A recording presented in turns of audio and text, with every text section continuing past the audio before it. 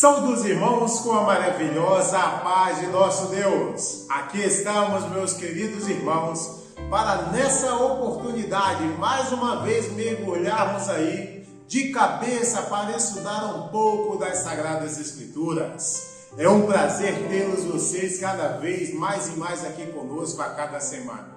E já aproveitando, queridos irmãos, que vocês assistem esse programa, tem outros programas muito interessantes no momento que está acontecendo e convido cada um de vós para acompanharmos conosco em todo o trabalho que está acontecendo, querido irmão.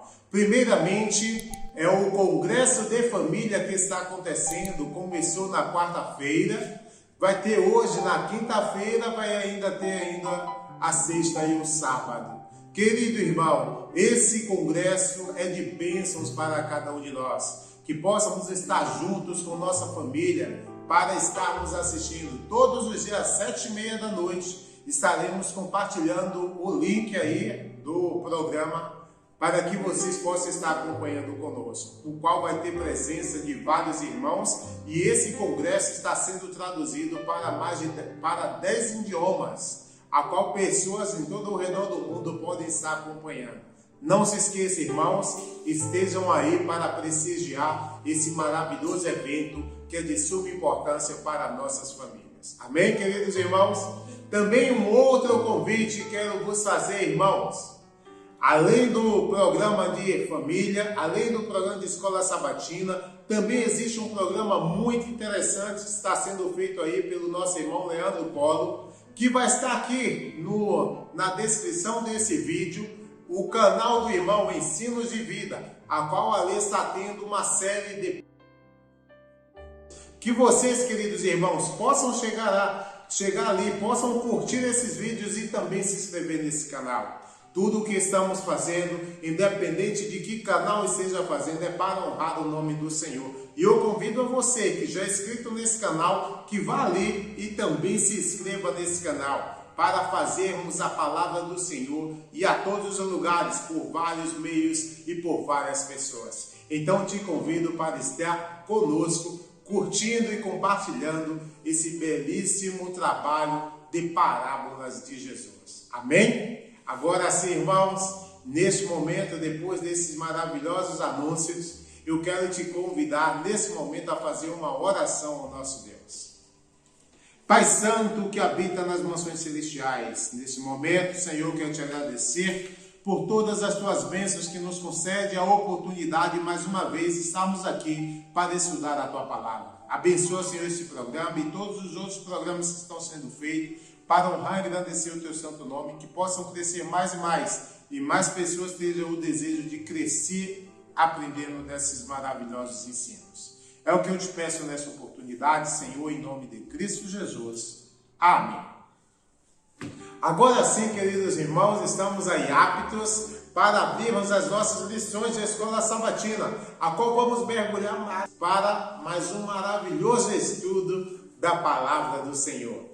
E a lição que vamos estudar hoje é a lição 11 do sábado 13 de março de 2021, o sábado que já está às portas. E o título da lição de hoje é A Queda do Império Romano. A gente vem vendo aí, né, a queda do Império Babilônico, a gente viu a queda do Império Medo-Persa, a gente viu a queda do Império Grego, do Império da Grécia, e agora vamos ver aí a queda do Império Romano. Estamos estudando essas histórias, e são histórias, irmãos, que tem muito a ver para os dias que estamos vivendo, e o que devemos estar fazendo para não sermos partes da queda desses impérios. Que o império vai cair, mas que a gente não venha cair junto com ele. Que a gente possa estar firme do lado do Senhor, fazendo a vontade de Deus. Amém, queridos? Vamos lá. Queda do Império Romano. O texto de introdução está lá em Daniel 2, capítulo 2, versículos 40 e 41, que diz assim: E o quarto reino será forte como ferro, e quando ao que viste dos pés e dos dedos, em parte de barro de oleiro e em parte de ferro, isso será um reino dividido. Amém, irmãos? É o que aconteceu com o Império Romano. O Império representado pelo ferro, mas em determinado momento seria o Império que seria o quê? Misturado com o barro. E pode-se, irmãos, o barro misturar com o ferro? Poder pode, mas não tem a firmeza que deveria. Não existe aí uma conexão para que possa deixar esses dois sólidos como um só. E acontece aí que vem um reino que seria dividido. E é isso que vamos estudar hoje. Mas primeiro subtítulo dessa lição, que diz assim: o príncipe de paz no Império Romano. E a primeira pergunta diz desta maneira: que formosa promessa expressaram os anjos aos pastores quando Jesus, o príncipe da paz, nasceu. Que condição estranha existia naquele tempo? Para nos ajudar, queridos irmãos, com essa pergunta, eu quero convidar o nosso irmão e missionário José Castro, ali de Piracicaba, que vai colaborar conosco nessa oportunidade. Irmão José Castro, é contigo. Que a graça e a paz de nosso Senhor Jesus Cristo esteja com cada um de nós em esta oportunidade. Estou muito feliz por participar do estudo da lição da Escola Sabatina para este sábado. Hoje nós temos uma lição muito especial, uma lição histórica, uma lição profética, uma lição que nos fala sobre um evento especial para nós, para um mundo conhecido naquele tempo, no século I, né? No tempo quando estes pastores estavam esperando aquele momento especial. A Bíblia diz que muitas pessoas, muitos, não estavam preparados para receber a Cristo em sua primeira vinda. E isso nos confirma a Bíblia. O interesse de muitos judeus era a comodidade. Mas a primeira pergunta nos leva a lembrar esse momento especial, esse momento único, maravilhoso para o mundo. Para nós em especial também, o nascimento de Jesus, aquele Messias, aquele Emmanuel, Deus conosco, deixou o céu para vir aqui na terra, deixou a glória para entrar a um mundo cheio de pecado, um mundo que cada dia mais estava em trevas, em escuridão espiritual, onde as pessoas cada dia praticavam os piores pecados. Esta era a situação do povo de aquele tempo. Pero em aquele dia, quando Jesus ia nascer, pastores, homens humildes, pessoas que estavam interessados em receber a Cristo e conhecer a esse Messias, foram visitados diz a Bíblia, por muitos anos, por um exército de anjos. Eu não imagino como seria essa cena maravilhosa. Anjos vir e falar uma notícia importante. Eles falaram assim: glória a Deus nas alturas e paz na terra. O que é o que a cruz, o que é o que a morte de Cristo traz para nós? A Bíblia fala aqui paz na terra. E isso é verdade. Quando você aceita Cristo, quando você reconhece que Cristo morreu por você, por seus pecados, tanto passados, presentes e futuros, isso traz em seu coração paz. Permite de que agora você, como ser humano pecaminoso, possa estar em paz com a lei de Deus, possa estar em harmonia com a lei de Deus. Jesus, o Deus em Cristo, te declara lá no céu justo. É um ato milagroso, um ato jurídico, um ato justo. Porque graças à justiça de Cristo, a sua morte, a sua obediência, nós podemos ser declarados justos, aunque nós não mereçamos. Então, isso foi o que falaram os anjos. Paz na terra, mas também glória nas alturas. Deus teve que deixar o céu. Jesus teve que deixar a glória. Jesus teve que deixar a honra, a adoração lá e vir a este mundo. Os anjos, o céu, estavam interessados na missão de Cristo Jesus. E na parte final diz: e boa vontade para com os homens. Queridos irmãos, a graça de Deus permite de que, ou está interessado e faz possível que também você se possa salvar. Deus quer que você se possa salvar. Deus deseja que você possa também estar lá junto com Ele quando Ele volte por segunda vez. E a segunda parte da pergunta nos leva um pouco a lembrar a situação, diz que condição estranha. Qual era a situação no tempo de Jesus, quando ele nasceu, aproximadamente no ano 4 antes de Cristo, na era antiga? Lembremos de que o povo judeu era escravo, estavam sujeitos a Roma. Roma, o quarto império, o quarto reino, segundo o sonho de Nabucodonosor, do capítulo 2 de Daniel, tinha o controle do mundo, tanto político, geograficamente, mas eles também procuravam ter o controle religioso. E isto foi o motivo para que muitos judeus se possam dividir. Por causa da religião, por causa de algumas doutrinas e por seu interesse pessoal, o povo judeu se dividiu. Havia um grupo que eles procuravam estar a favor ou estar em relação, em harmonia com Roma. Estes eram os saduceus e herodianos. Eram judeus, mas que eles procuravam sempre estar um pouco a favor de Roma. Só que eles pediam de que Roma possa respeitar seus cultos, sua adoração a Deus, não? A nosso Deus.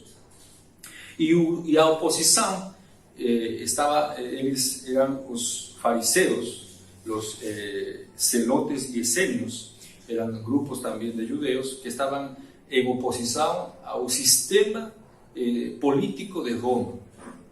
Então, e qual era o idioma? Isto é algo interessante. O idioma original, nós sabemos que era o hebreu. Os judeus, né? O seu idioma era o hebreu, mas quando eles saíram de Persa, no tempo dos medos e os persas, eles saíram já, alguns falando esse idioma de arameu. Eles aprenderam lá, quando estavam no tempo, os escravos no tempo dos medos e os persas. Então, eles esqueceram um pouco da língua original, o hebreu, e começaram a falar este idioma semítico, né, chamado o arameu.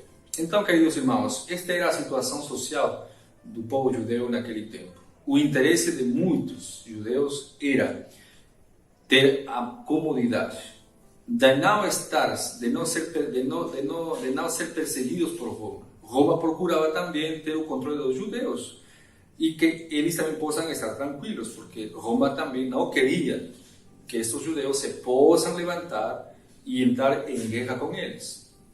Então, cada um buscava a sua comodidade. Por isso, quando Jesus nasceu, muitos não estavam preparados. Muitos estavam mais preocupados com a sua situação pessoal, com sua comodidade. Hoje também é igual. Nós estamos esperando a segunda volta de Jesus. Nós também estamos preparando-nos para esperar a Ele, para receber a Ele. Mas muitos estamos deixando de lado isso e estamos mais preocupados em nossa comodidade. Então, queridos irmãos, que Deus possa nos dar cada dia esse desejo de preparar-nos e de que cada dia nós possamos também receber a Cristo como nosso único Salvador. Essa é a minha oração e também o meu desejo, em nome de Jesus. Amém. Muito obrigado, irmão José Cássio, que as bênçãos do Senhor possam estar mais e mais em tua vida e da tua família, e também do teu ministério, que possa ser abençoado e a palavra do Senhor possa ser levada mais e mais adiante. Amém? E aqui, queridos irmãos, vimos aí a resposta muito bem elaborada do nosso irmão José Castro, dizendo aí que formosa promessa foi expressa pelos anjos e que condição estranha existia naquele tempo. Estranha mesmo. Naquele tempo, irmãos, essa condição que a gente foi falada aí pelo nosso irmão Cássio, era que antes todo o império era governado por apenas um rei, um governo dominava todo o mundo naquele tempo.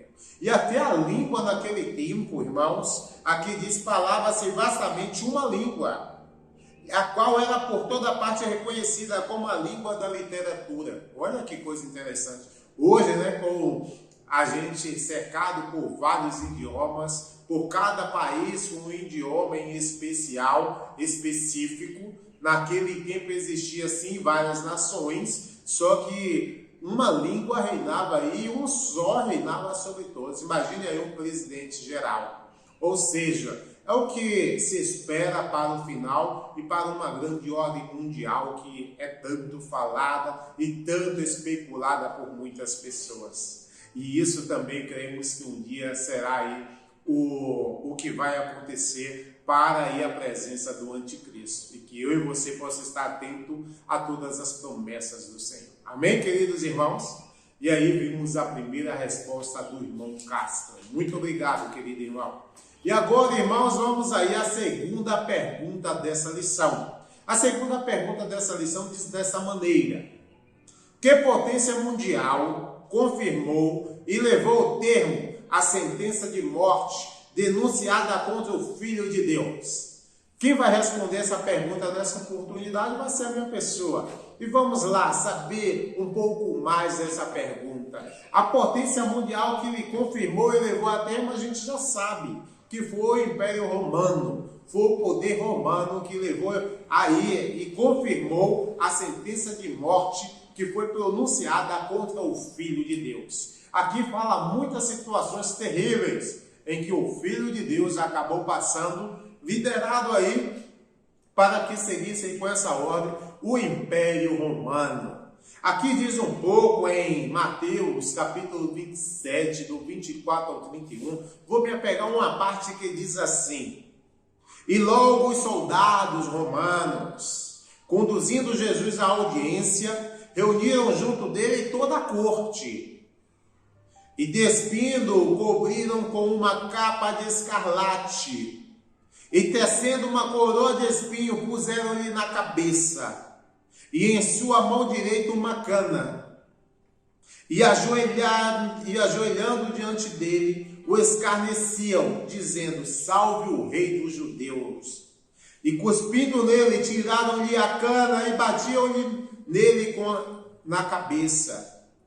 E depois que o de haver escarnecido, tiraram-lhe a capa e vestiram-lhe as suas vestes e o levaram para ser crucificado. Irmãos, aí a gente vê a crueldade em que o nosso Salvador teve que passar, o que o Império Romano era aí o responsável para estar levando a cabo neste momento a morte de Cristo Jesus. E aqui a nota ainda diz, uma parte muito interessante.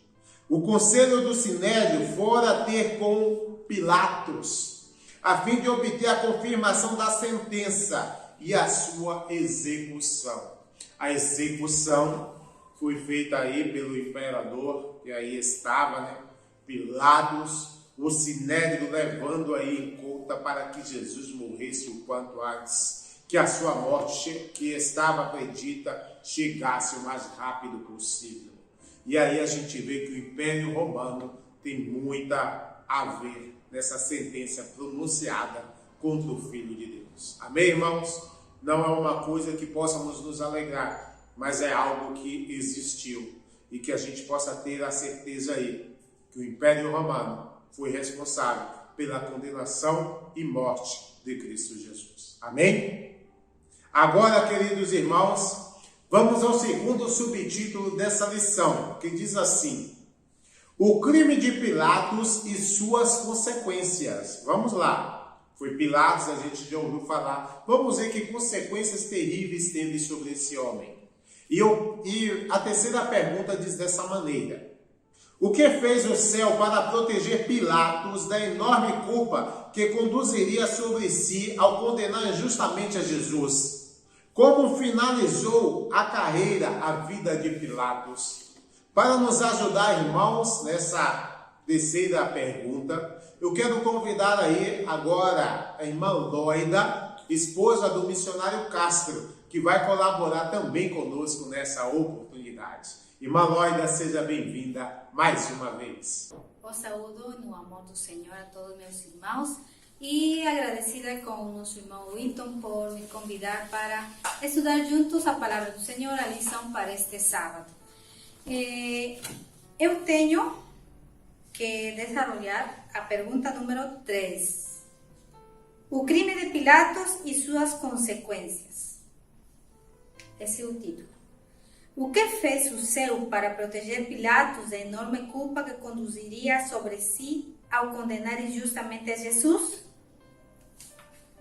Bom, nós sabemos que Pilatos era o grande governador dessa época. né? E no imenso amor de Deus por salvar ao homem pecador, ele usou a mulher de Pilatos, a Cláudia, e por meio de um sonho fez de conhecimento a ela que esse homem a quem estava ali na frente de Pilatos não era culpado de nada. Então ela acordou e mandou dizer para Pilatos assim: não faça nada em contra dele, porque esse homem que está ali não tem culpa de nada. Não pegue ele. Então Deus usou essa mulher para avisar o seu marido. Deus é grande e maravilhoso. Ele deu mais uma chance para que Pilatos possa deixar livre a Jesus, ou pelo menos salvar sua vida, e ele não ficar culpado frente a essa situação difícil. Eu sei que foi difícil para ele, como ser humano, né?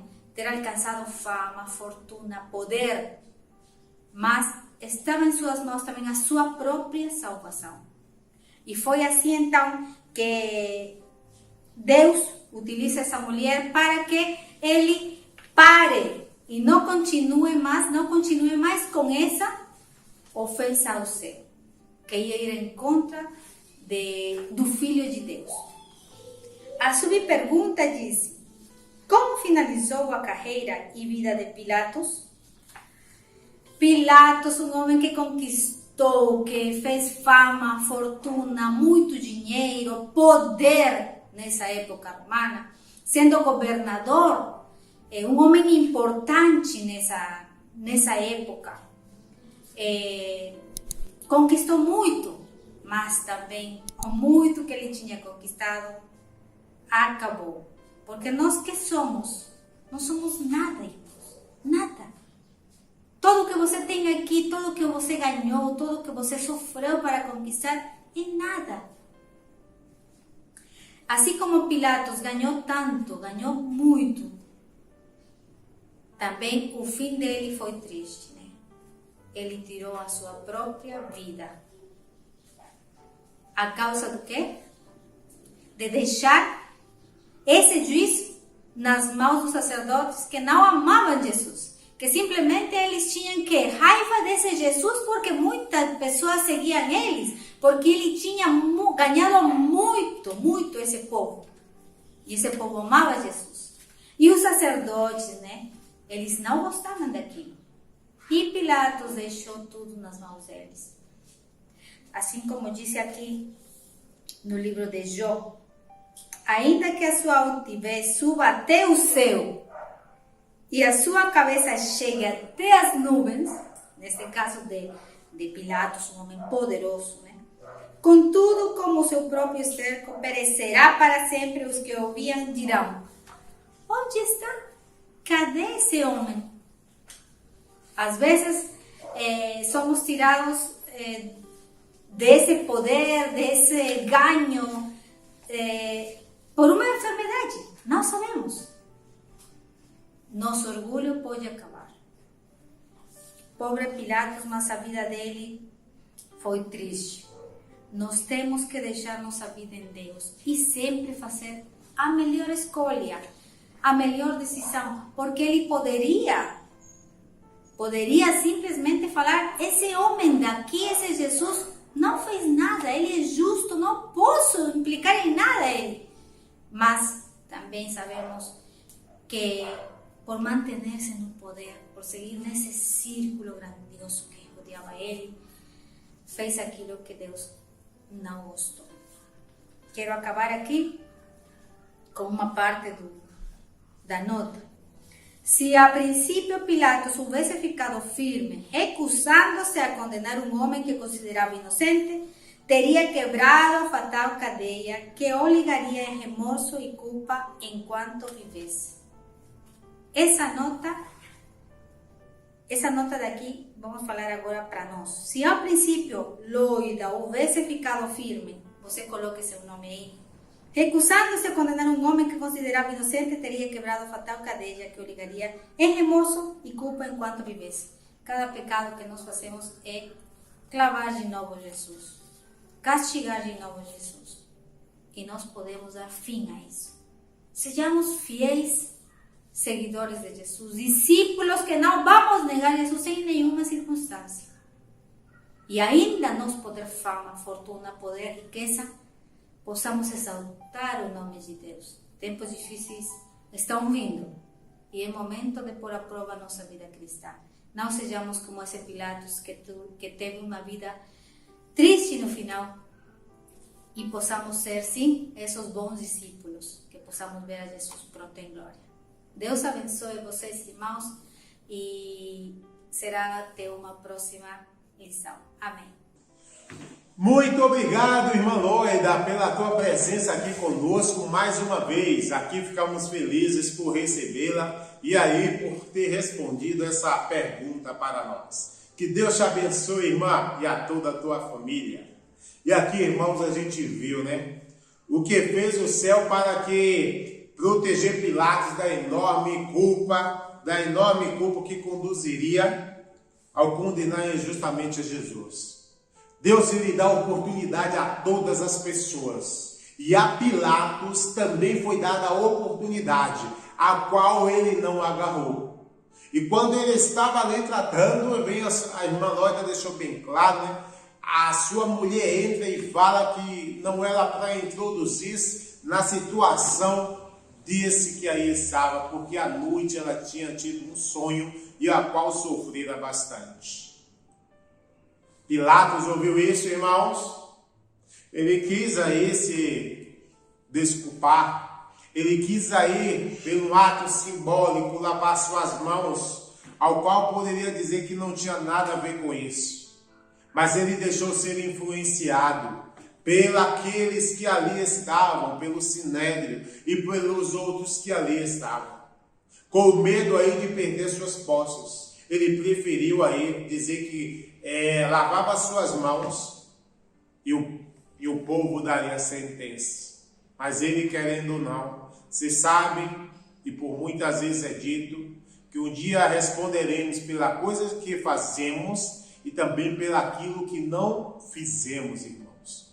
Pilatos, ele tinha a oportunidade nas mãos de libertar o inocente, mas ele não fez. E paga por isso. Como é que paga? Olha só. Olha o que diz um pouco da notinha.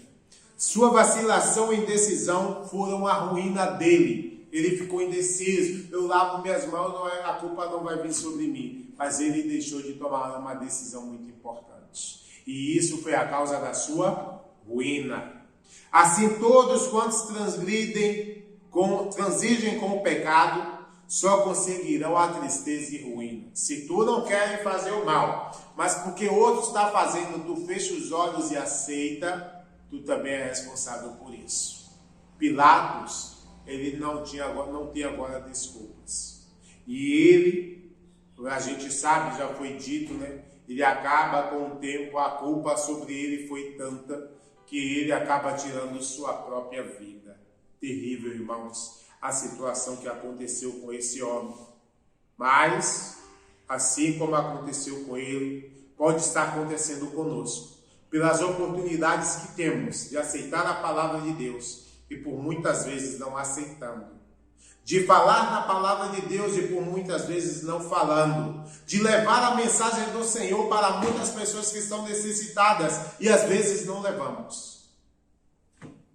Irmãos, que possamos ter aí a certeza de que quando Cristo vier, a gente não sabe quando, possamos ser encontrados aí com uma consciência tranquila e de ter feito o correto.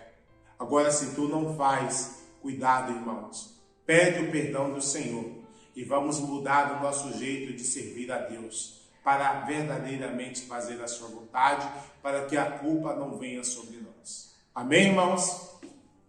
Vamos lá, irmãos, agora a quarta pergunta dessa lição, com o terceiro subtítulo dizendo: consequências fatais para o povo de Deus, para o povo judeu. Diz assim a quarta pergunta: o que aconteceu com os judeus depois de sua rejeição do príncipe de paz? O que aconteceu? Quem vai nos ajudar com essa pergunta? Vamos lá, vamos ver uma pessoa que seja um pouco aí entendida sobre o assunto e vai colaborar conosco? Nossa irmã Cauã Gomes, que nessa oportunidade trabalhará conosco mais uma vez. Irmão Cauã, seja bem-vindo mais uma vez.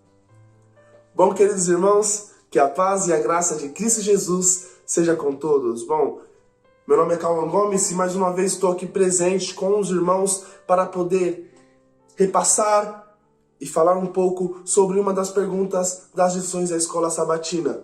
Essa lição do Império Romano muito importante, que nos ajuda a entender, que nos ajuda a pegar mais exemplos de castigos dos povos antigos para o nosso tempo, para que possamos aprender e cada vez colocar em prática conforme as leis de Deus. Bom, hoje eu fiquei a cargo da pergunta de número 4, que tem como subtítulo Consequências fatais para o povo judeu. Bom, o que aconteceu com os judeus depois de sua rejeição do príncipe da paz? Bom, então aqui vemos que realmente o castigo veio para o povo judeu,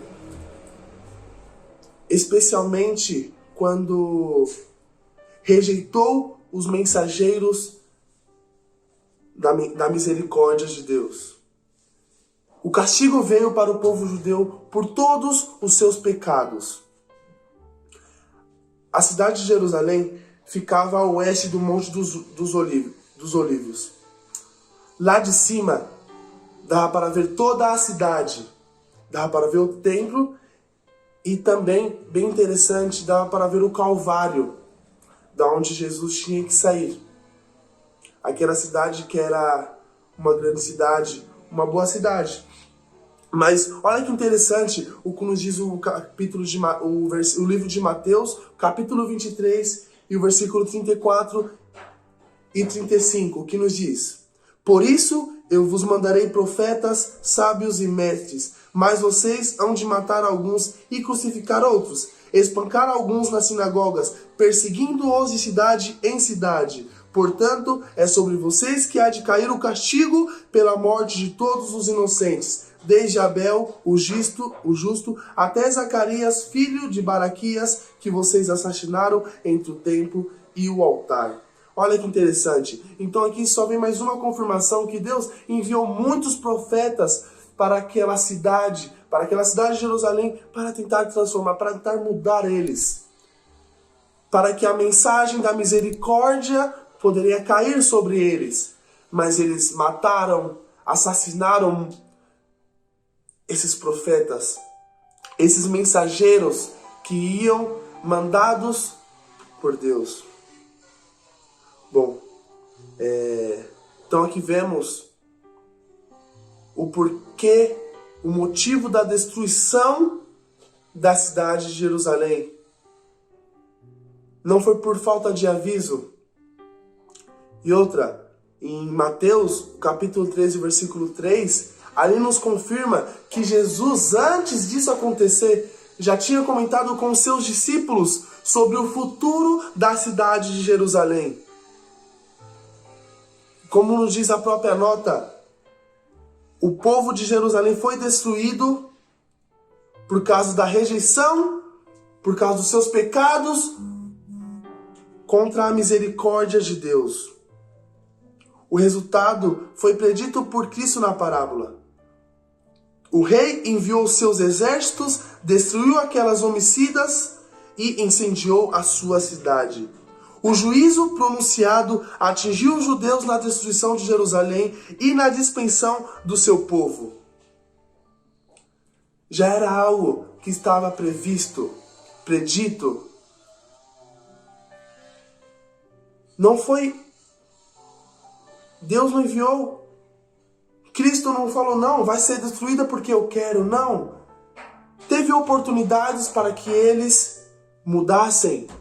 Foi enviado mensageiros, foram enviados profetas para aquela cidade. Só que eles não acordaram e a cidade, como foi predita, foi destruída. O rei enviou seus exércitos, os atacaram e a cidade foi destruída.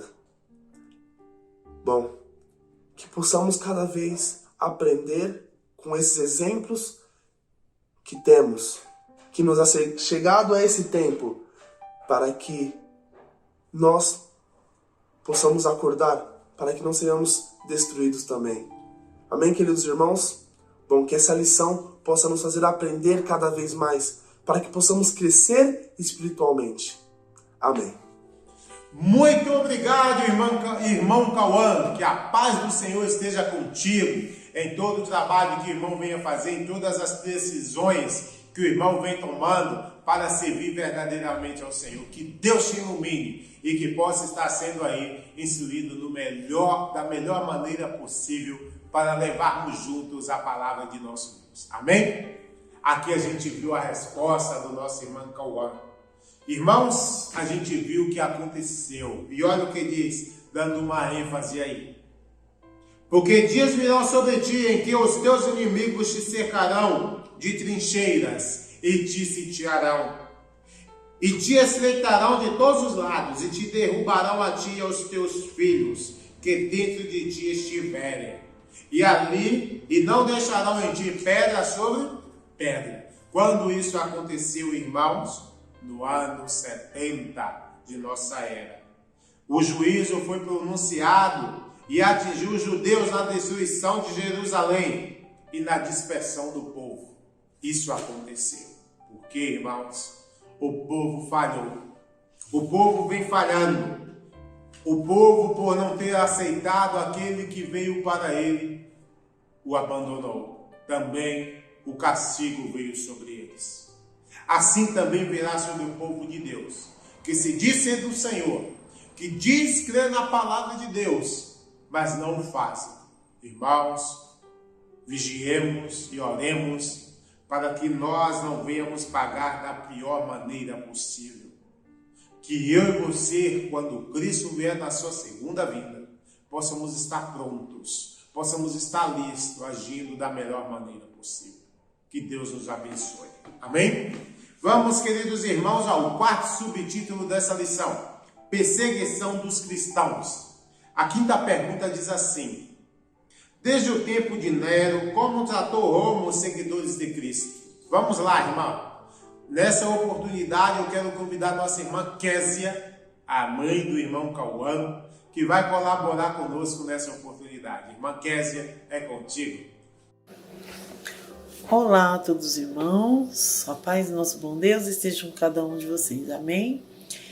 Mais uma vez agradeço a Deus pelo privilégio de poder participar de mais um estudo de nossas lições de escola sabatina. Agradeço ao irmão Wilton pelo convite. E eu vou responder a pergunta de número 5, que diz assim: desde o tempo de Nero, como tratou Roma os seguidores de Cristo? Primeiramente, quem foi Nero, né? Vou fazer um pequeno resumo aqui de quem foi Nero. Nero, ele foi imperador romano entre os anos de 54 e 68 da era cristã. Foi o quinto representante da dinastia Júlio-Claudiana, formada pelos imperadores Augusto, Tibério, Calígula, Cláudio e Nero. E ele se tornou um dos mais cruéis imperadores da história romana. E a literatura, né, ela nos conta muito mais, né, coisas assim sobre a vida de Nero. Mas respondendo à pergunta, Nero, ele foi o primeiro grande perseguidor dos cristãos. A nota, ela nos explica bem. Eu vou ler a notinha para entendermos melhor. Durante a prisão de Paulo, os conversos ao cristianismo se tornaram tão numerosos que atraíram a atenção e despertaram a inimizade das autoridades. A ira do imperador se despertou de modo especial pela conversão dos membros de sua própria casa e logo encontrou pretexto para fazer dos cristãos objeto de sua crueldade. Estas perseguições, iniciadas sob o governo de Nero, aproximadamente ao tempo do martírio de Paulo, continuaram com maior ou menor fúria durante séculos. Os cristãos eram falsamente acusados dos mais hediondos crimes e tidos como a causa de grandes calamidades, fomes, pestes e terremotos, tornando-se eles objeto do ódio e suspeita popular. Prontificaram-se denunciantes por amor ao ganho atrair os inocentes. Eram condenados como rebeldes ao império, como inimigos da religião e pestes da sociedade. Grande número deles eram lançados às feras ou queimados vivos nos anfiteatros. Alguns eram crucificados, outros cobertos com peles de animais bravios e lançados à arena para serem despedaçados pelos cães. De seus sofrimentos muitas vezes se faziam a principal diversão nas festas públicas. Vastas multidões reuniam-se para observar os espetáculos e saudavam as aflições de sua agonia com riso e aplauso. Os cristãos, eles eram acusados falsamente dos mais hediondos crimes, né? Mas o que diz aqui a palavra de Deus no livro de 1 Coríntios 4, 7 a 11? Pois quem é que te faz sobressair? E que tens tu, não tenha recebido? E se o recebeste, por que te vanglorias, como se não o tiveras recebido? Já estais fartos, já estais ricos, chegastes a reinar sem nós, sim. Tomara, renasceis para que também nós viéssemos a reinar convosco. Porque a mim me parece que Deus nos pôs a nós, os apóstolos, em último lugar, como se fôssemos condenados à morte, porque nos tornamos espetáculo ao mundo, tanto a anjos como a homem. Nós somos loucos por causa de Cristo, e vós, sábios em Cristo, nós, fracos, e vós, fortes, vós, nobre, e nós desprezíveis.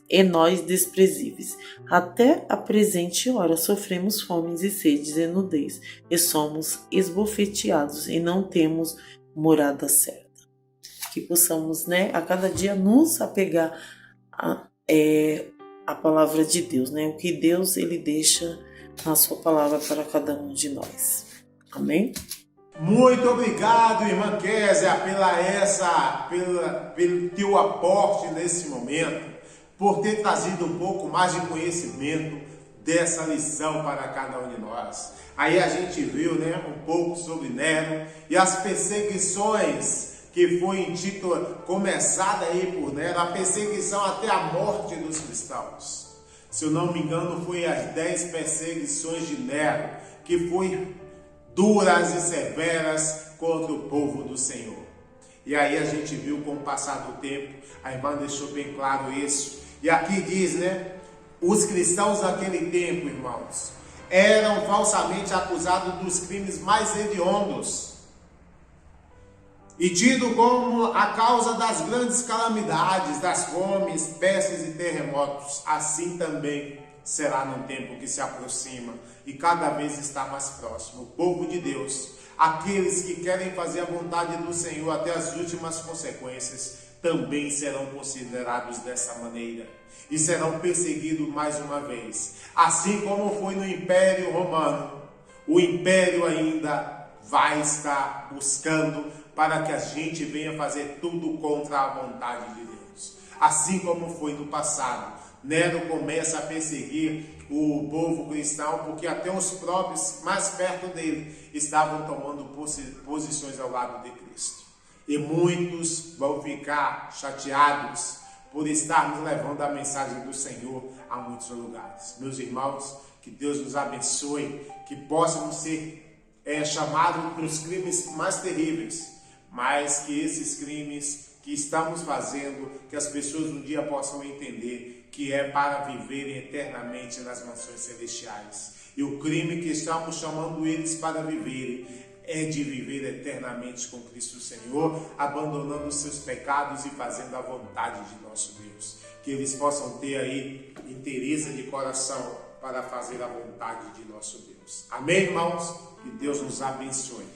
Vamos agora ao quinto e último subtítulo dessa lição, que diz assim: divisão do Império Romano.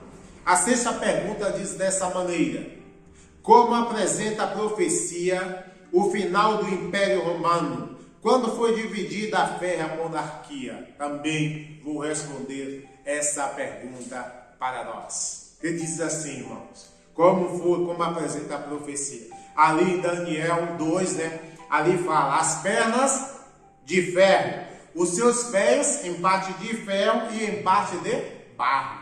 Pode, irmãos, fazermos liga de algo que seja uma parte de ferro e uma parte de barro e confiar nisso? De maneira nenhuma. A profecia diz que essa parte da estátua tinha uma fraqueza. E essa fraqueza ia trazer o quê? Uma divisão. E Roma foi dividida em 10 partes. Aqui na nota diz um pouco algo interessante. Vemo-nos, pois, obrigados a concluir que os 10 dedos dos pés da imagem representam as 10 partes nas quais foi dividido o Império Romano. Essa divisão se realizou entre os anos 351 e o ano 476 de nossa era.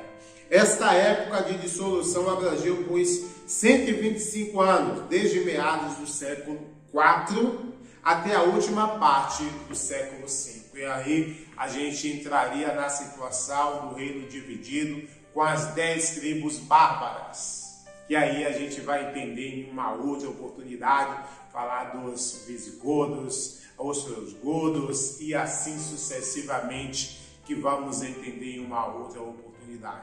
E Roma, sim, irmãos, ela é dividida, porque a profecia dizia dessa maneira: veio ali a cabeça de ouro, veio aí o peito e os braços de prata, veio aí o ventre e as coxas de bronze, veio aí agora as pernas de ferro, e nos pés dessa estátua era ferro misturado com barro, e esses 10 dedos dos pés da estátua significaria aí Roma sendo dividida em 10 partes.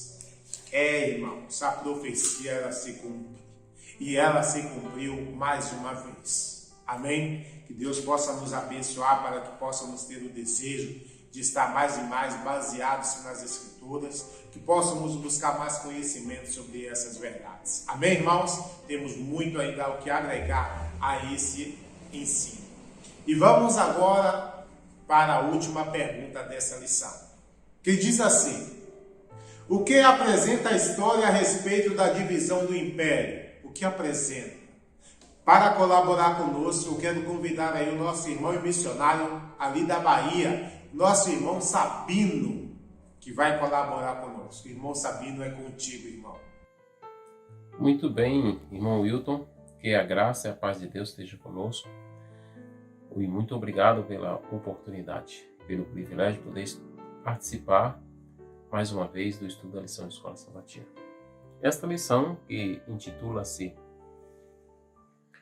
A Queda do Império Romano, e a pergunta de número 7, ela vem formulada, como já dissestes aí, e a história, ela nos apresenta um quadro profético em desenvolvimento.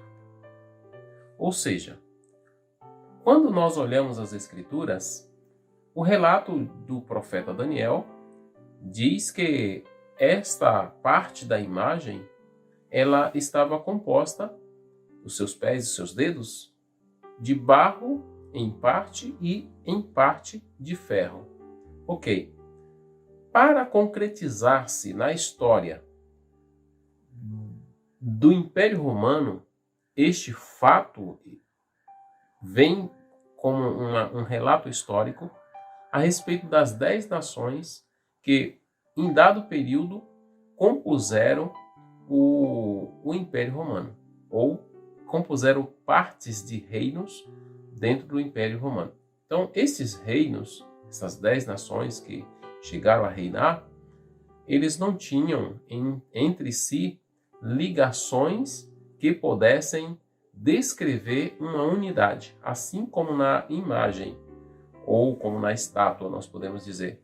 Não tinha um material que houvesse ligação, que pudesse manter uma aliança, tampouco na história em desenvolvimento, e isto pode ser uma realidade. Então, temos aí uma descrição de que tanto os ostrogodos, como os visigodos e outros mais que compuseram, como os hunos, e todos esses que compuseram partes do período que ocuparam alguma função dentro do Império Romano, eles não puderam ter uma ligação concretizada entre si, mas sim se mantiveram sempre em separação, sempre tendo dificuldades de manter uma unidade. Por exemplo, os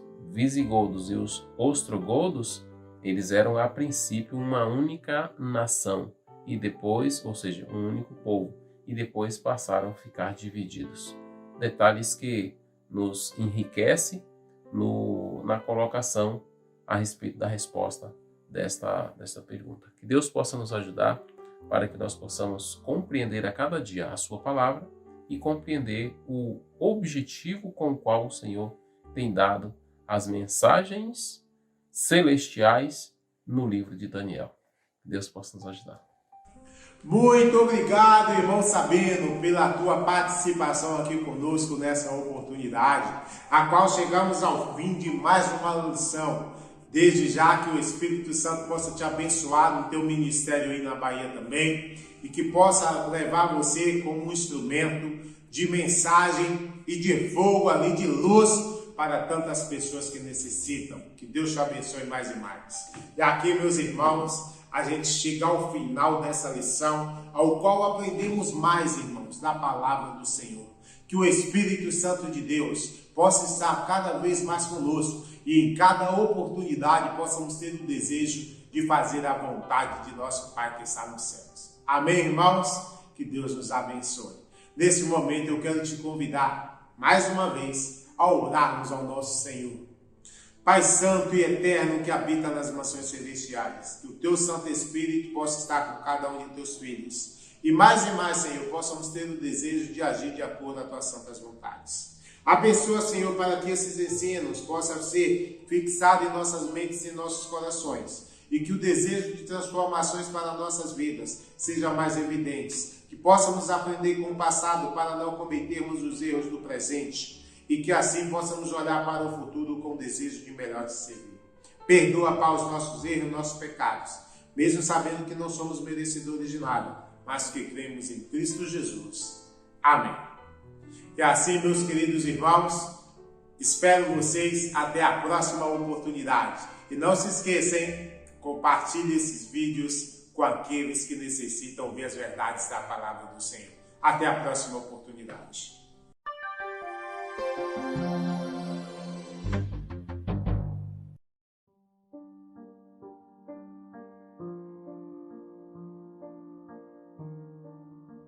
The Family Department of the General Conference invites you to the first European Virtual Conference, Families with Jesus. We're waiting for you. Die Familienabteilung der Generalkonferenz lädt dich herzlich zum ersten virtuellen Europäischen Kongress ein mit dem Thema Familien für Jesus. Wir freuen uns auf dich! A generálkonferencia családi osztálya meghívja Önt. Az első európai virtuális kongresszusra, Családok Jézussal. Várjuk Önt! Сімейніту тема Генеральната конференція віканів на Първата європейська віртуальна конференція. Семейство з Ісусом. Чакаме! Il Dipartimento di Famiglia della Conferenza Generale è lieto di invitarvi al primo congresso virtuale europeo La famiglia con Gesù. Vi aspettiamo! Dział Rodziny Generalnej Konferencji zaprasza Was na pierwszą europejską wirtualną konferencję Rodziny z Jezusem. Czekamy na Ciebie! Departamentul Familiei al Conferinței Generale vă invită la primul congres virtual european Familia cu Isus. Vă așteptăm! Семейный отдел Генеральной конференции приглашает на первую европейскую виртуальную конференцию «Семья с Иисусом». Приходи, мы ждем тебя. El Departamento de Familia de la Asociación General te invita al primer Congreso Virtual Europeo Familias con Jesús. Te esperamos! Departamento de Família da Conferência Geral te convida ao primeiro Congresso Virtual Europeu Famílias com Jesus. Te esperamos!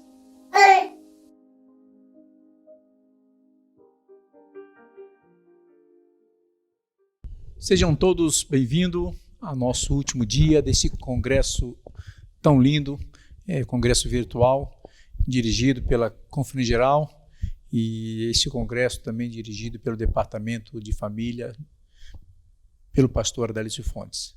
Quero também, nessas boas-vindas, dizer muito obrigado pela assistência de todos os irmãos, Portugal, da África também, alguns irmãos que nos acompanham. Foram temas maravilhosos que desde quarta-feira temos iniciado. Que Deus possa abençoar cada um de vocês que nos assistiram com esse maravilhoso tema. Ao meu lado aqui está a minha esposa Raída Maravilha, e ela me ajudará também na apresentação desse último dia. Também quero estender as boas-vindas a todos que estão aí nos assistindo. E esse congresso tem sido uma bênção para nós e para a nossa família. E hoje teremos também várias participações, vários louvores. Então, neste momento, nós vamos convidar aí um louvor pela igreja de Panda, Filipinas.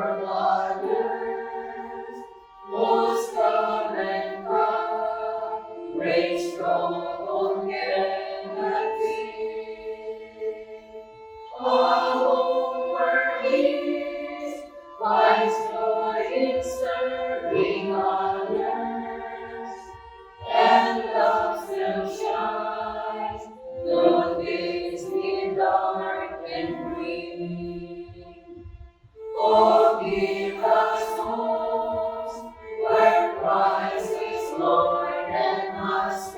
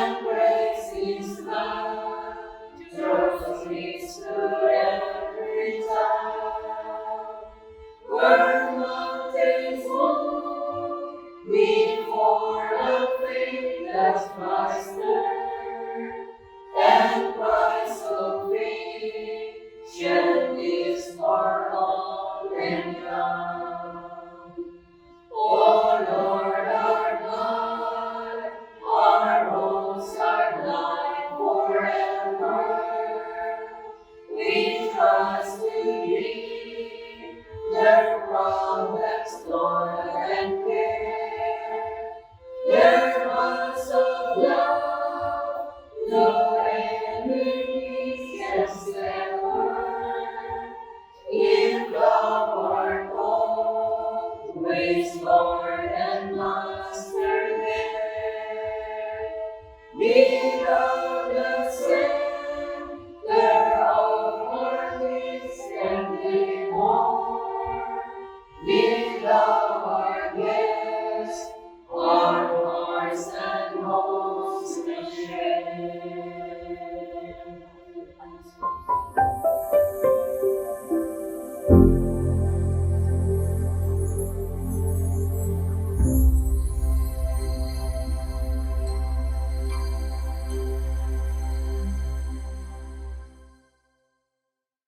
Amém. Agradecemos aí a Igreja de Panda por esse maravilhoso hino. Que Deus continue abençoando os irmãos e que esse hino seja para a honra e a glória do nosso Pai Celestial.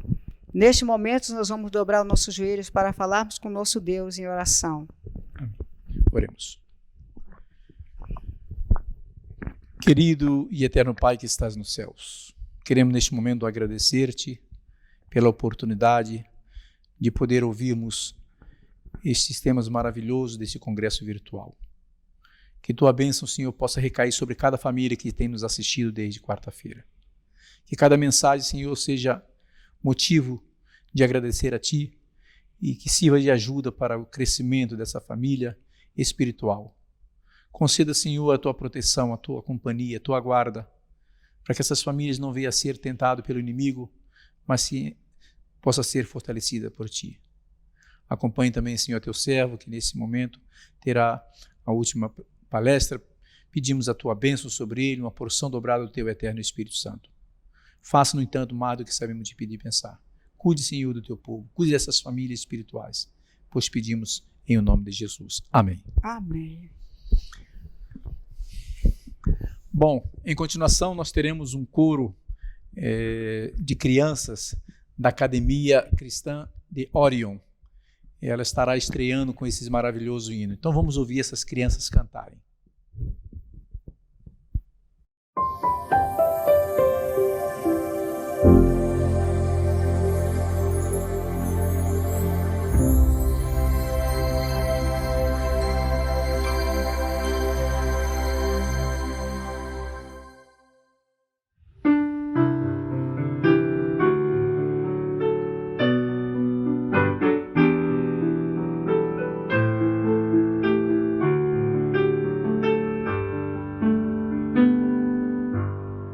Be strong in the Lord and be of good courage. Your mighty defender is always the same.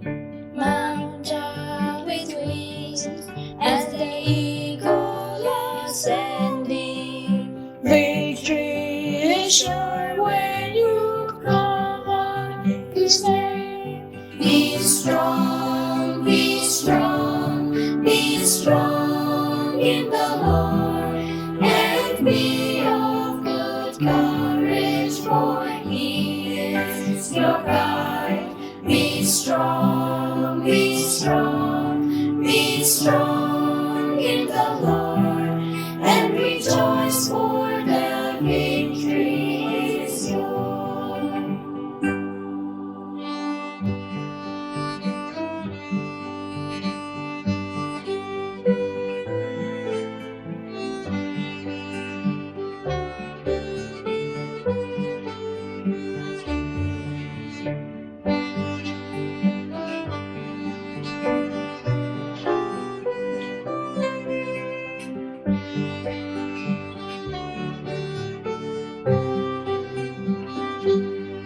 Be strong, be strong, be strong in the Lord, and be of good courage, for He is your guide.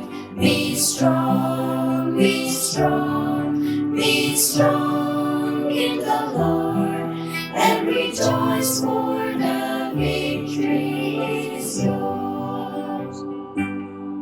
So put on the armor the Lord has provided, and place your defense in His unfailing care.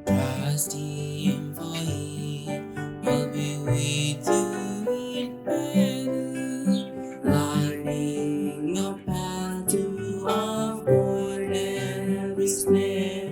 Be strong, be strong, be strong in the Lord, and be of good courage, for He is your guide.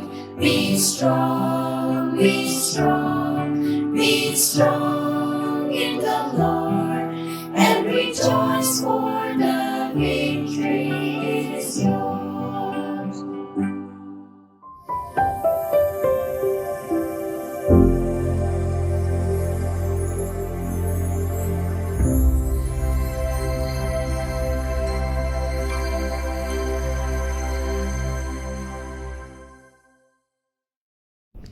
Obrigado a essas crianças que louvaram a Deus.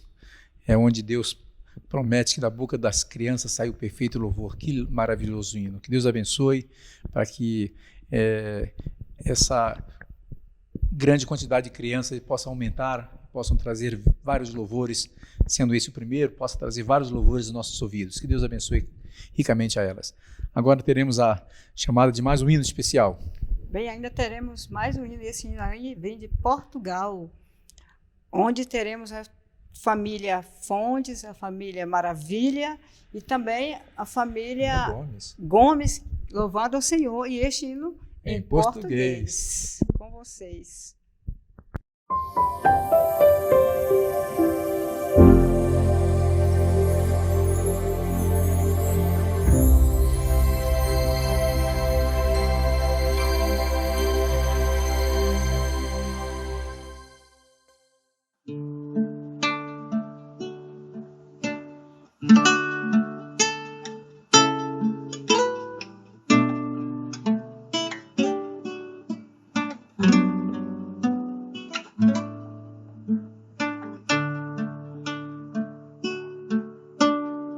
Meu Senhor, vou a Ti, pois quero mais amor para o meu viver.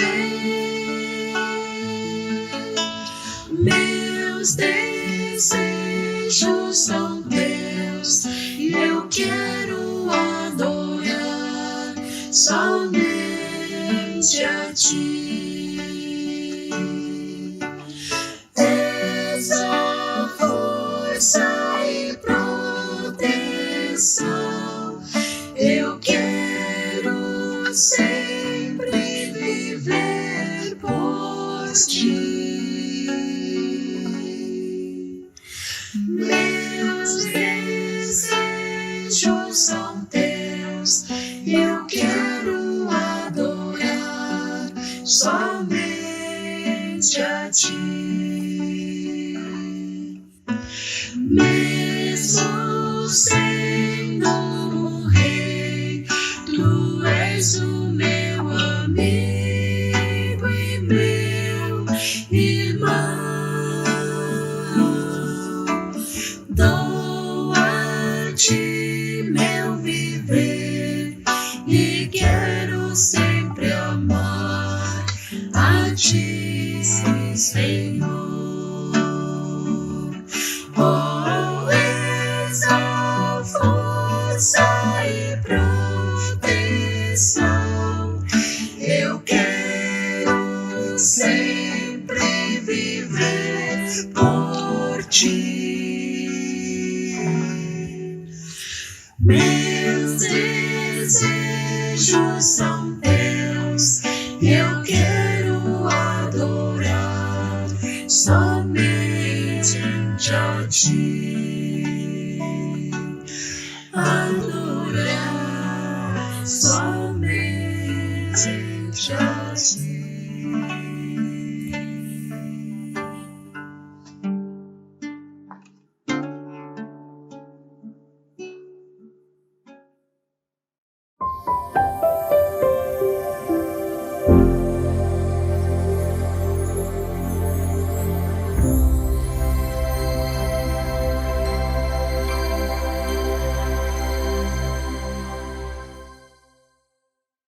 Deus seja louvado e honrado através desses louvores, por essas famílias que louvaram o Senhor.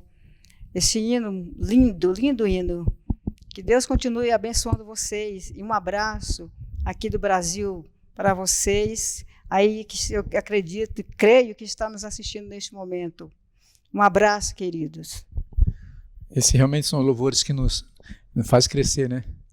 Obrigado a vocês, pastor Alício, obrigado a Selma, obrigado à família Gomes, enfim, que Deus abençoe essas famílias para que possam trazer sempre esses louvores ao nosso ouvido.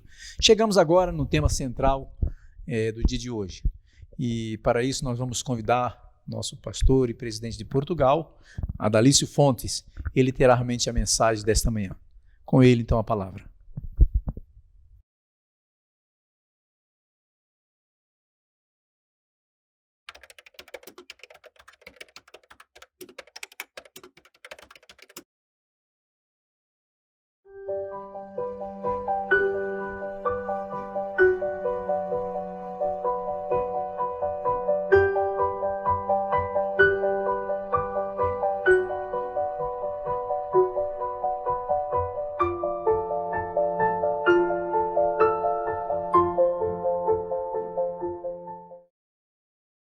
Éfatá, família com Jesus. E depois, erguendo os olhos ao céu, suspirou e disse: Éfatá, isto é, abre-te. Marcos capítulo 7, versículo 34. Éfatá é a transliteração grega de uma palavra aramaica em sua forma imperativa. Jesus usou o aramaico porque o aramaico era o idioma comumente usado pelos judeus naquele tempo. Éfatá era só mais uma palavra comum usada todos os dias pelas pessoas daquela época, mas nos lábios de Jesus, ela serviu para revelar o poder e autoridade do Filho de Deus sobre as enfermidades. A palavra Éfatá era e continua sendo parecido com a determinação verbal em nome de Jesus, a alguém que estava surdo ou cego, espiritual e fisicamente. E trouxeram-lhe um surdo que falava dificilmente e rogaram-lhe que pusesse a mão sobre ele e, retirando-o à parte de entre a multidão, pôs-se os dedos nos ouvidos e, cuspindo, tocou-lhe na língua. E, levantando os olhos ao céu, suspirou e disse: Éfatá, isto é, abre-te. E logo se abriram os seus ouvidos, e a prisão da língua se desfez, e falava perfeitamente. Marcos capítulo 7, versículos 32 ao 35. Decápolis era um conjunto de 10 cidades gregas a leste do Jordão, fora do controle judaico e governadas por Roma. Aquele homem era um gentil, mas havia fé no seu coração. E justamente Jesus estava naquela área do mar da Galileia, e o texto diz que as pessoas conduziram até Jesus, surdo e gago, ou que tinha muita dificuldade em falar. Impressionante que esse território de Decápolis foi onde Jesus realizou um dos grandes milagres, expulsando uma legião de demônio em 2 homens que viviam com os mortos, e os demônios pediram a Jesus permissão para entrar na manada de porcos, e eles se precipitaram no mar. E isto causou um grande prejuízo para o dono dos porcos. E a última coisa que Jesus ouviu dos habitantes daquela cidade foi: saia daqui e se retire do nosso território. Mas Jesus deixou ali 2 homens completamente restaurados. Jesus volta naquela região depois de um tempo, e o que encontra? Uma multidão indo até ele, levando enfermos de toda espécie para serem curados. O profeta Isaías já havia profetizado sobre Jesus: esforçai-vos e não temais. Eis que o nosso Deus virá com vingança, com recompensa de Deus.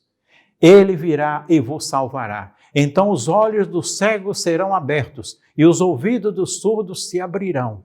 Então os coxos saltarão como cervos e a língua dos mudos cantará, porque água arrebentarão no deserto e ribeiros no ermo. Isaías capítulo 34, versículo 4 a 6.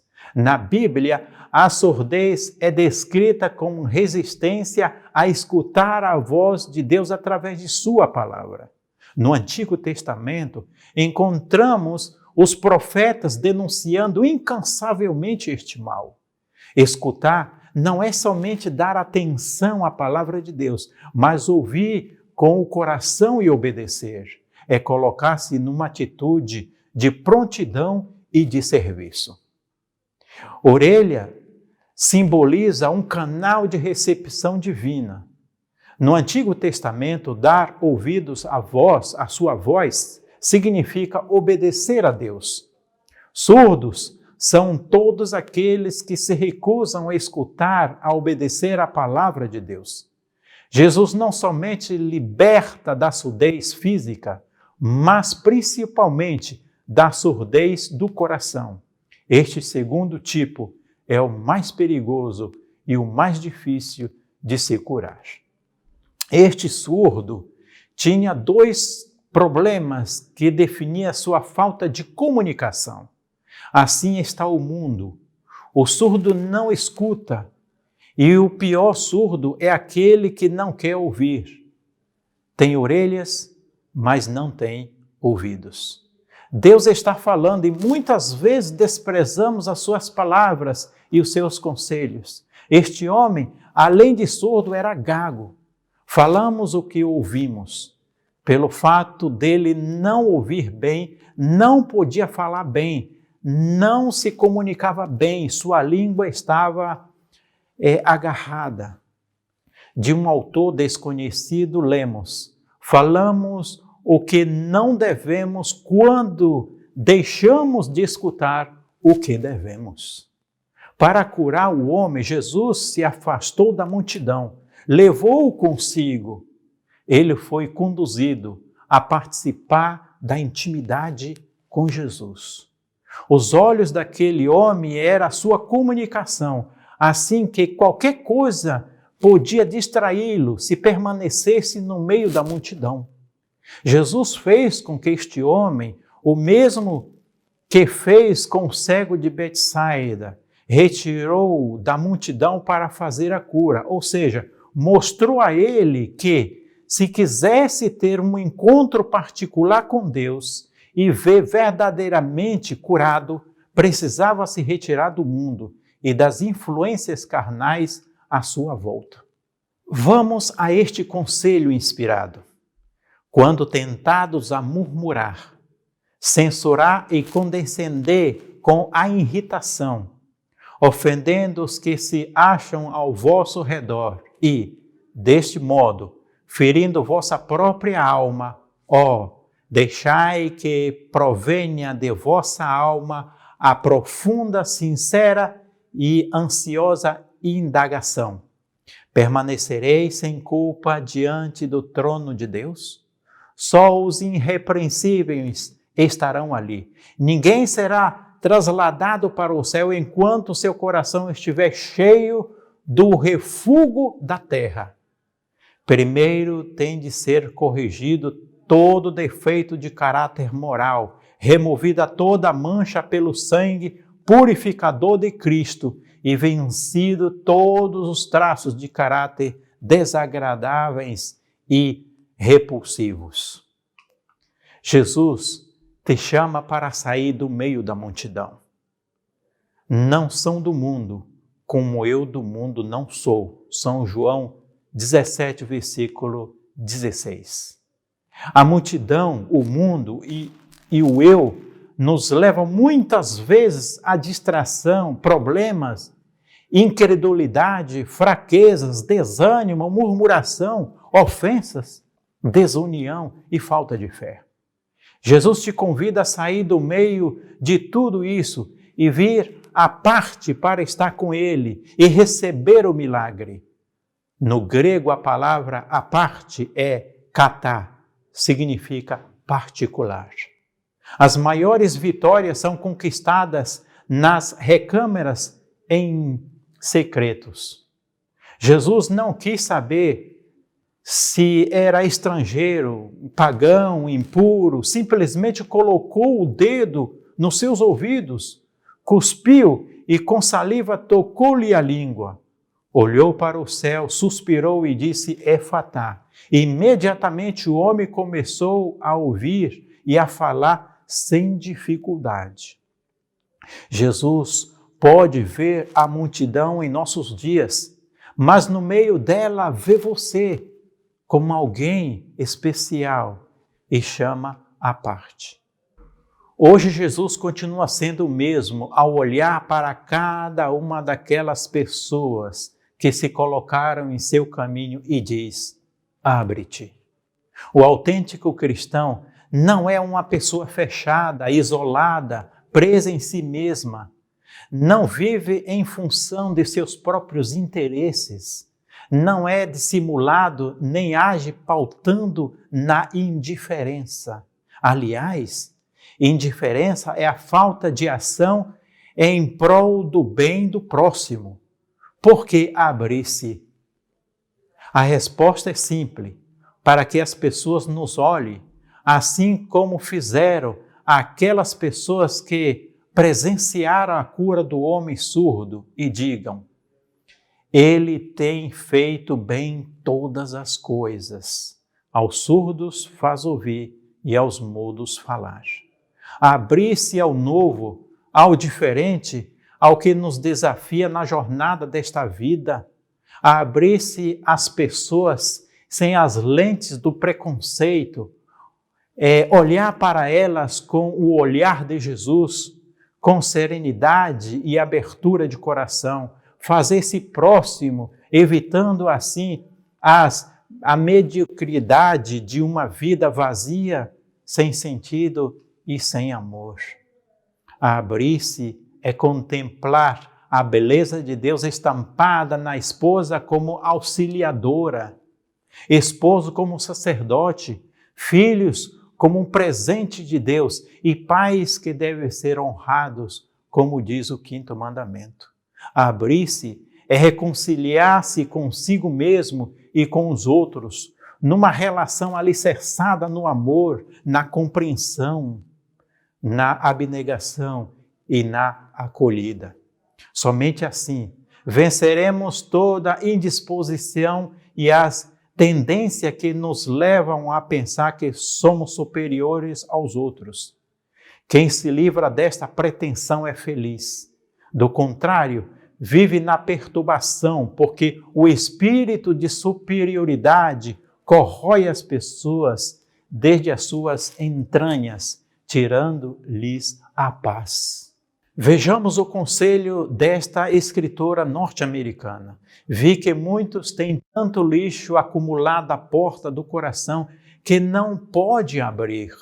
Alguns têm desinteligência a remover entre eles e os irmãos. Outros têm mau temperamento, ambição, egoísta para afastar antes de poderem abrir uma porta. Outros rolaram o mundo para a porta do coração, e isso também a impedir de ser aberta. Todo esse entulho deve ser virado, e então pode abrir uma porta e dar aí uma boas-vindas ao Salvador. Que estamos esperando para dar este passo, as boas-vindas a Ele? Vale a pena viver uma vida de mediocridade? Porque guardar no coração entulhos que contamina, podendo nos levar à morte prematura e eterna? Somos a imagem de Deus e não podemos representar outro ser. Conhecer um senhor que guardava tanto lixo em sua casa, que chegou um momento em que era impossível transitar na mesma e acabou contraindo um câncer em resultado a tanto lixo contaminado. Qual é o risco que corro se procedo assim em minha vida? que resultará com o acúmulo dessas escórias no coração. Jesus nos chamou para sermos cheiro de vida e não de morte. Jesus pronunciou Éfatá. Bastou uma palavra para que o milagre acontecesse. Éfatá. Que quer dizer? Abre-se. Como podemos levar isso para a nossa vida? Quantos de nós ainda têm o coração, os olhos, a mente, os ouvidos fechados? E mesmo assim exigimos, pedimos, suplicamos, gritamos pela voz de Deus, pelas curas, pelos milagres, mas sequer acreditamos que isso pode ser possível. Simplesmente estamos fechados a Ele. De que preciso ser libertado? Sou realmente uma pessoa agradecida e vejo o bem que Deus realiza na minha vida, na vida das outras pessoas, na família e no mundo? Que Jesus te pede hoje? Abre-se. Abre-se para o amor, abre-se para o serviço, abre-se para o perdão, sim. Abre seu coração para que Ele possa entrar e fazer as maravilhas que somente Jesus pode fazer. Porque se você deixar, tudo o que deseja vai acontecer. Se for para seu bem, se for para a sua salvação, então abre-se. Humildemente, peçamos a graça de não nos fecharmos em nossos mundos, de não estarmos alheios aos nossos irmãos, como se não fosse de nossa conta. A boa comunicação é a consequência da boa relação, já dizia alguém. Em muitos lares, a comunicação entre casais e filhos é deficiente, e tudo isso reflete na comunhão com Deus.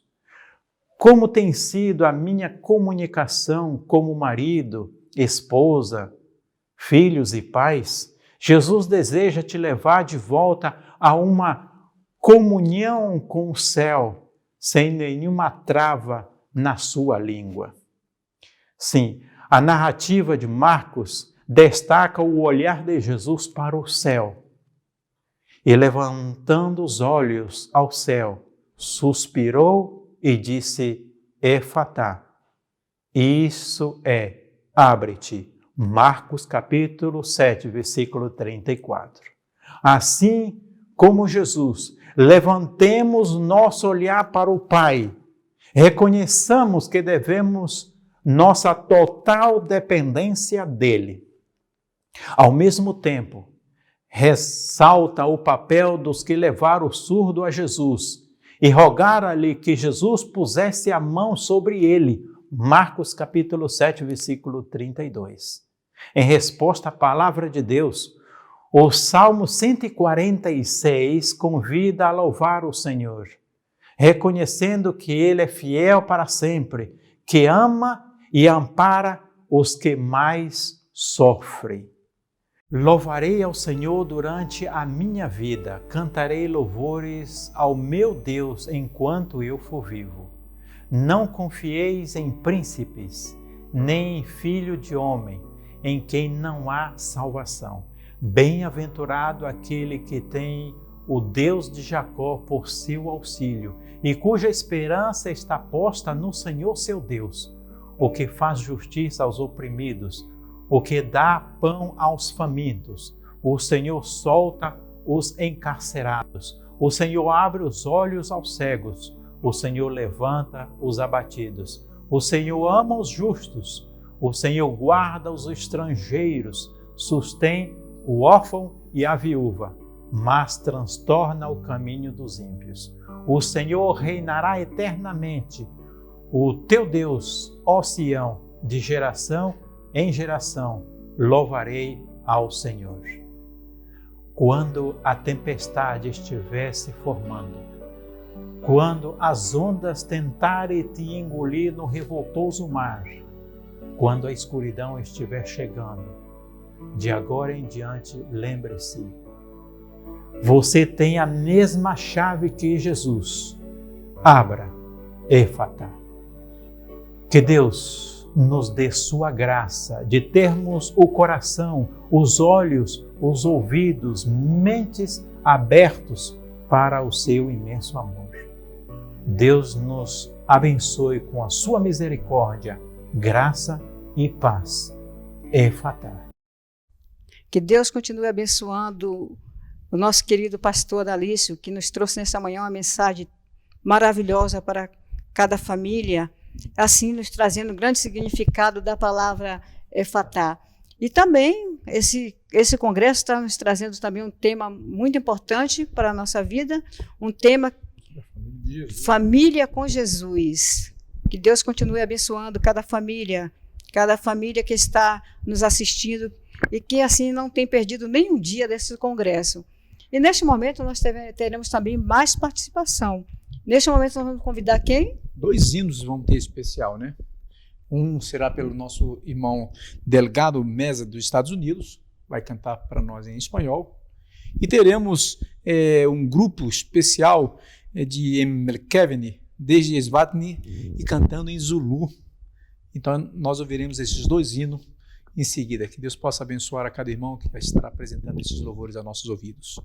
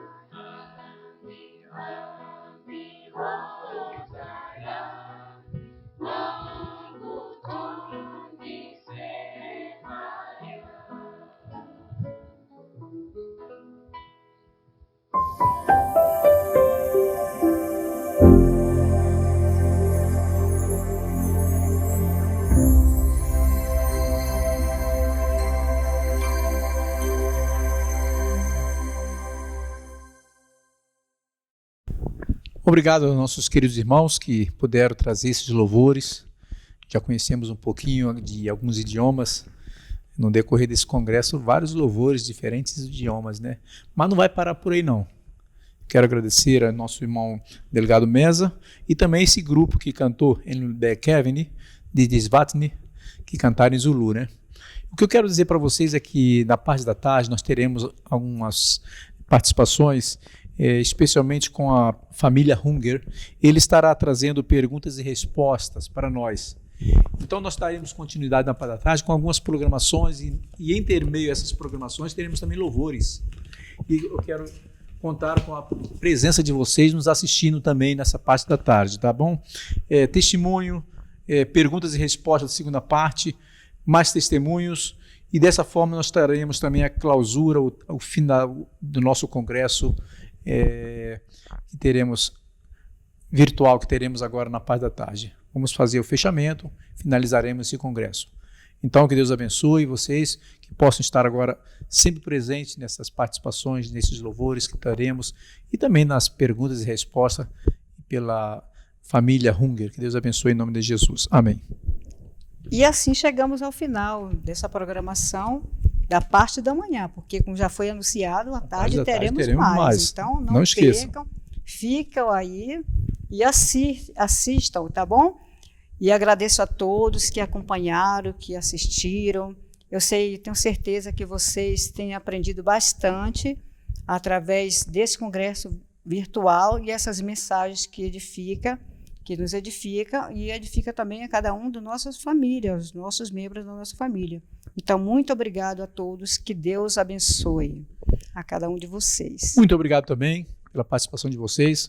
Em continuação agora nós teremos a oração final e em seguida as bênçãos sacerdotais pronunciadas pelo nosso pastor Darcio Fontes. Deixemos com ele.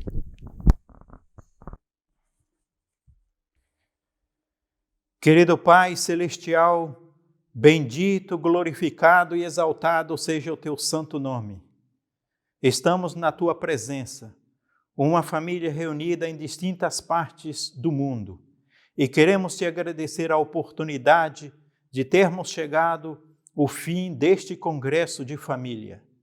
Quero te pedir em nome de Jesus, que tu possas abençoar cada um dos colaboradores que fizeram um trabalho muito especial para que esta mensagem pudesse chegar aos nossos lares e aos nossos corações. Abençoe a tua palavra que aqui foi semeada. Abençoe cada um daqueles que se esforçaram para assistir essa programação. Abençoe cada país onde teu povo se reúne para glorificar o teu nome. E permita que possamos desfrutar dessa bênção que tu tem nos prometido à família que te serve. Por favor, Deus, abençoe também a equipe que trabalhou comigo. Abençoe a todos os departamentos de família em todo o mundo. Que tu, Senhor, possa nos ajudar para que possamos, ao término desse congresso, ter a certeza de que tu teve falando aos nossos corações e continuará abençoando as nossas famílias. Abençoe, Deus, por favor, cada lar, cada família, cada igreja. É o que eu te peço e muito te agradeço, em nome de Jesus. Amém.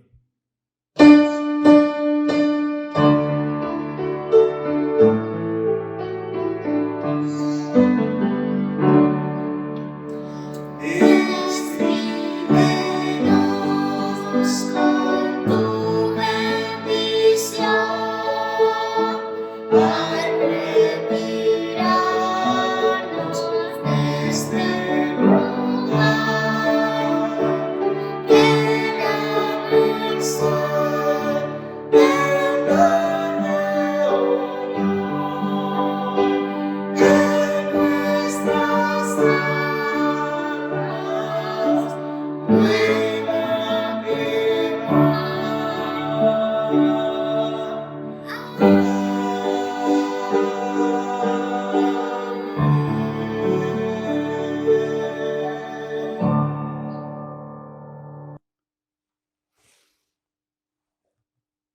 O Senhor te abençoe e te guarde. O Senhor faça resplandecer o seu rosto sobre ti e tenha misericórdia de ti. O Senhor sobre ti levante seu rosto e te dê paz. Amém.